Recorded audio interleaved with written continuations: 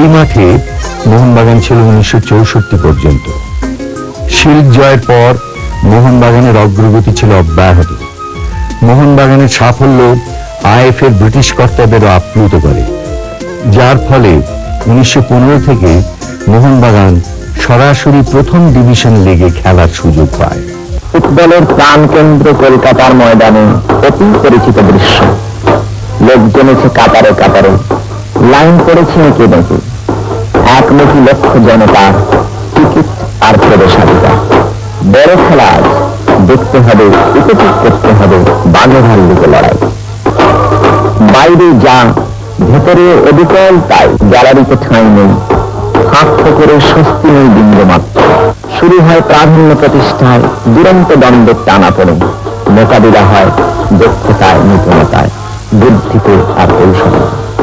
এক পক্ষ এগিয়ে আসে, অপর পক্ষ বাধা দেয়। বল নিয়ে ভাঙা গড়ার খেলা চলে এমনিভাবে। সমর্থকদের প্রত্যাশাকে গগনচুম্বী করে তুললেন ফুটবলের প্রবাদ পুরুষ গোষ্ঠপাল। সতীর্থ, উমাপতি কুমার, বলাই দাস চট্টোপাধ্যায়, করুণা ভট্টাচার্যেরা। দুর্ভেদ্য ফুলব্যাক হওয়ার জন্য ব্রিটিশরা গোষ্ঠপালের নাম দিয়েছিলেন চাইনিজ ওয়াল। সম্পর্কে বলুন না। গোষ্ঠ একটু বাংলা ভাষায় কথা বলতেন, আর খুব বেশি কথা বলতেন না। গোষ্ঠ খুব ভালো খেলে ওই একটা বিষ হয়েছে বলে একটা তারিফ করতো, কিন্তু বিশেষভাবে গোষ্ঠ তারিফ করতে পারতো না। তবে রিজার্ভ লোক ছিলেন, অন্তত বেশি কথাবার্তা বলা, বেশি ওপারের খুব পছন্দ করতেন না। বলাটা যেমন সাধারণতভাবে সকলের সঙ্গে খুব বলবো, গোষ্ঠ কিন্তু সেটা ছিলেন না। কোনোভাবে যেটা ইয়ে ছিল যে ওরা একটু রিজার্ভ ছিল, হয়তো মাঠে অবশ্যই গোষ্ঠ সেটা দিয়ে কমই আসতেন। তবে যখন আসতেন একটা গোষ্ঠের মতন লোক এইতে প্রবেশ করতে একটা লোকের ভেতর, বিশেষ করে মোহনবাগান সমর্থক সম্পর্কের উপরে বিরাট আলোড়ন সৃষ্টি করত। ওদেরও এক পূর্বসূরি রাষ্ট্রীয় সম্মানে পদ্মশ্রী উপাধিতে অভিনন্দিত হয়েছেন। নাম তার গোষ্ঠপাল। নাম তো নয়, যেন উপাখ্যানের আখ্যান, কিংবদন্তির কেন্দ্রবিন্দু। পরলোকগত মুখ্যমন্ত্রী ডক্টর বিধানচন্দ্র রায়ের উপস্থিতিতে গুণমুগ্ধরা সেদিন তাকে সম্বর্ধনা জানান। সেখানে উপস্থিত ছিলেন এই কাল ও সে কালের দিকপাল খেলোয়াড়েরা। সতীর্থ উমাপতি কুমার শুভেচ্ছা জানালেন, বলাই দাস চট্টোপাধ্যায় প্রীতি উপহার হাতে তুলে দিলেন। প্রদেশ কংগ্রেসের নায়ক অতুল্য ঘোষ বললেন, আজ সত্যি এক বিরাট পুরুষের প্রতি সম্মান দেখানো হলো। জননায়ক বিধানচন্দ্রের কণ্ঠে সোচ্চার হলো ঐতিহাসিক ভাষণ। নিপুণ খেলোয়াড় হতে হলে শুধু কৌশল, আত্মপ্রত্যয় ও বুদ্ধি যথেষ্ট নয়, ধৈর্য, ন্যায়বোধ ও সংযমের প্রয়োজন। খেলোয়াড় পালের মধ্যে এই গুণাবলী ছিল। জীবন যুদ্ধে খেলোয়াড়েরা আদর্শ, দেশের আদর্শ, তারা শ্রদ্ধে বরণ্য। গোষ্ঠপাল মনের কৃতজ্ঞতা উজাড় করে দিলেন, যে ভালোবাসা পেয়েছি তার তুলনা নেই।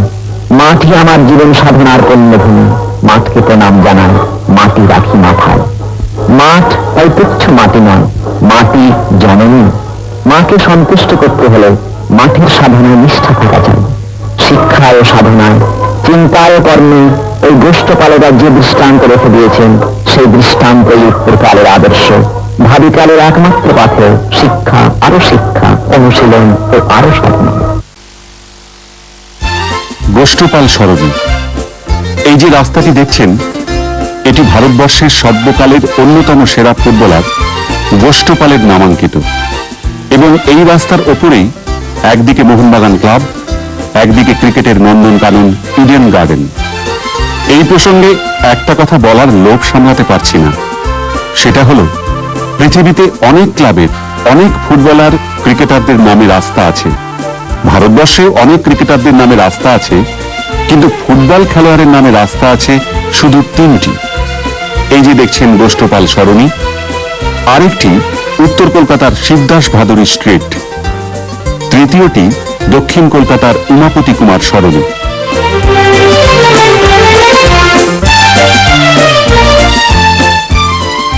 এরা তিনজনই কিন্তু মোহনবাগান ক্লাবের খেলোয়াড় ও অধিনায়ক ছিলেন।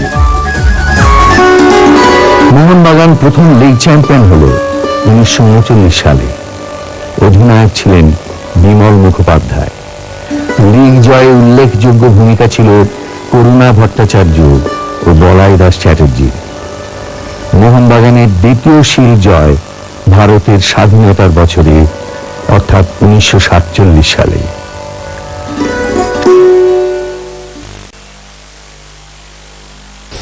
তখনকার বাঙালি দল বলতে মোহনবাগানের প্রতিদ্বন্দ্বী হিসেবে ছিল Sovabazar club, National club, Town club, Kumartuli, Aryan, এই দেশি ক্লাবগুলোর মধ্যে। পরের দিকে বাংলা স্পোর্টিং ইস্টবেঙ্গল, পরে অনেক পরে, কারণ ইস্টবেঙ্গল বয়সে ছোট, মোহনবাগানের গোড়ার দিকে তো ইস্টবেঙ্গল ছিল না।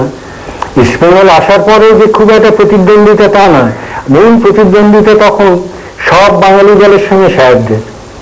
ইস্টবেঙ্গল মোহনবাগানটা তখনও অতটা চাগিয়ে ওঠেনি। তখন সাহেব ক্লাব লিগে যারা খেলতো তাদের সঙ্গে প্রতিদ্বন্দ্বী, এবং প্রধান প্রতিদ্বন্দ্বী ছিল ক্যালকাটা ফুটবল ক্লাব। ক্যালকাটার সঙ্গে সেই 1906 সালে যে একবার মোহনবাগান হারালো, সেই থেকে আপ টু ধরে 1946 পর্যন্ত ক্যালকাটা ক্লাবের সঙ্গে একটা প্রতিদ্বন্দ্বিতা চলে এসছে।